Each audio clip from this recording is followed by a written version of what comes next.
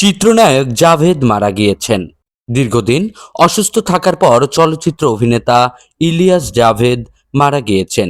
ইন্না লিল্লাহি ওয়া ইন্না ইলাইহি রাজিউন। আজ বুধবার বেলা 11:30টার দিকে মারা যান তিনি। গণমাধ্যমকে জাভেদের মৃত্যুর খবর নিশ্চিত করেছেন তার চিত্রনায়িকা স্ত্রী ডলি চৌধুরী। অভিনেতার বয়সও ছিল 82 বছর। তিনি ক্যান্সারে ভুগছিলেন। ডলি চৌধুরী বললেন, আজ সকালে ওনার শারীরিক অবস্থা মারাত্মক অবনতি হয়।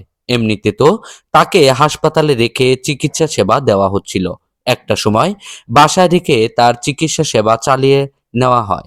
হাসপাতাল থেকে চিকিৎসক ও দুজন নার্স এসে বেশ কিছুদিন ধরে তার চিকিৎসা সেবা দিচ্ছিলেন।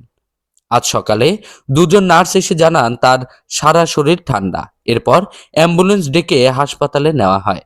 সেখানে দীর্ঘদিন ধরে তার চিকিৎসা সেবা দেওয়া হচ্ছিল। হাসপাতালে নেওয়ার পর চিকিৎসক তাকে মৃত ঘোষণা করেন। 60-এর দশকে নৃত্য পরিচালক হিসেবে চলচ্চিত্রে কাজ শুরু করেন জাভেদ। তার চলচ্চিত্রে প্রথম নৃত্য পরিচালনা ছিল কায়সার পাশার পরিচালনায় উর্দু সিনেমা মালানে।